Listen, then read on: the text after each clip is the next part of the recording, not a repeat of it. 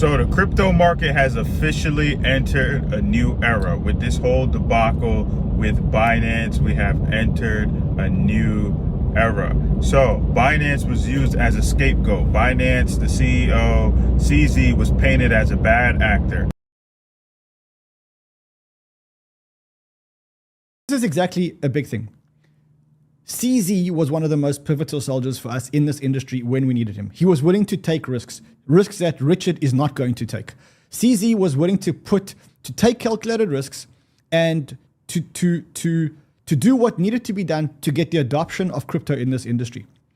He was one of the most instrumental players in getting so much adoption that we now have this adoption that the regulators can't squash us anymore.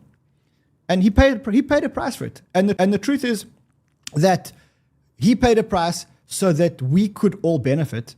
And now he hands over the reins to what we need in this era, which is much more compliance and much more adherence to the law and working with authorities. So the Department of Justice came out saying that they took down the CEOs of two of the biggest crypto exchanges in the world, SBF from FTX and CZ from Binance. Now, one of the two is actually someone who stole customer funds and was doing crazy stuff with customer funds and pretty much, doing criminal activity.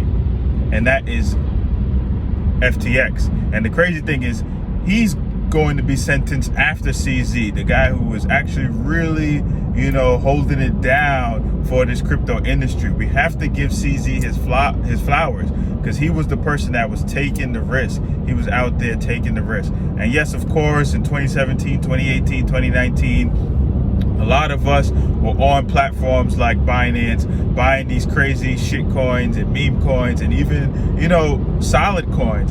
And they had no KYC. But the reason why Binance was taken down is because they became the largest cryptocurrency exchange in the world. And they had to make an example.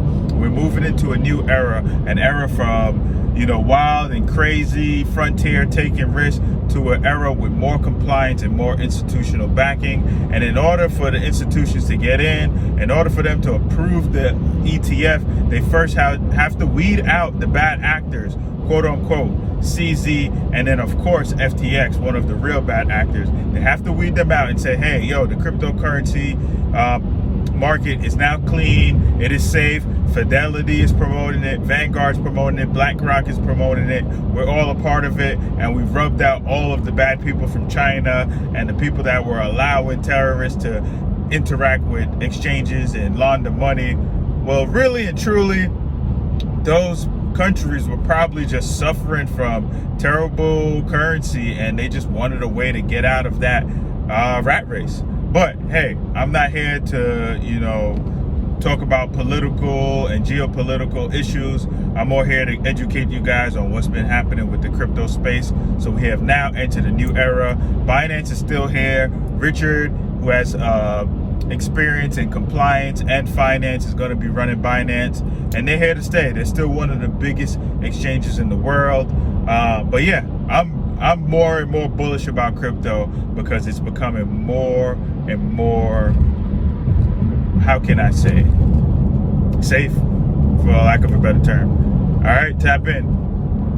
If we had started the industry like this, if Richard had started the industry would never be where it is.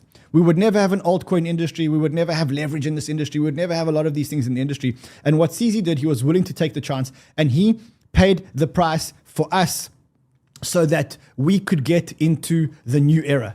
And that's exactly what it is. We're now getting into this new era, as I showed you. And this new era is an era which is becoming quite aggressive. And you can see that the government is actually running out of time to take us to this new era. The government is really, really, really running out of time to take us to this new era. In this new era, it needs to be an institutional era. And in order for it to be an institutional era, the industry has to be clean. And because of the deadlines prescribed by the ETF applications, which make this industry much more institutional, the government was under time pressure to do something and to clean up, specifically to say, look, yes, we approved an ETF in this asset class, but we did this because the industry is clean. And in order to clean the industry, they had to make a statement that they coming down on corruption and they're coming down on what they see as bad actors. And so if you read very closely into what we saw yesterday from the Department of Justice, just listen to what he says here. In this matter.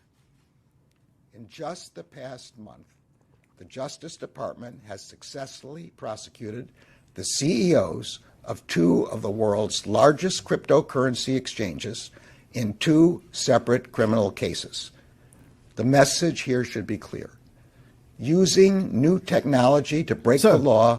In just the last month, they have come down on the industry and they have prosecuted the two bad actors, the ones that they painted as bad actors. One who was really a bad actor, which is SBF, and one who they painted as a bad actor. It's ironic that they never caught CZ for embezzling customer funds. They never caught CZ for anything like that. What they caught him for was for violations of US laws as it relates to things like money laundering, as it relates to AML. Now, the big charges. He didn't have big AML. Yeah, he didn't have big AML. In 2017, none of the exchanges had KYC to trade, or very few of the exchanges had KYC to trade, and we all went and traded shitcoins and altcoins on many exchanges. But because Binance grew so big, they wanted to use him as a scapegoat. How many other exchanges were there that were operating and allowed US customers to get on and off, and they haven't been taken down? They also got him for violating sanctions by allowing people in countries like Iran to trade on Binance. Now, on the one hand, you could say, yes, there could have been terrorists using Binance to launder money. That is potentially true. But there also could have been innocent Iranians who are stuck in Iran and just want to get money out or just want to protect their wealth, just like it could happen in Venezuela, just like it could happen in Argentina, just like it could happen in Zimbabwe or any other country. But they wanted to make a scapegoat and they wanted to clean up the industry in anticipation of the new era.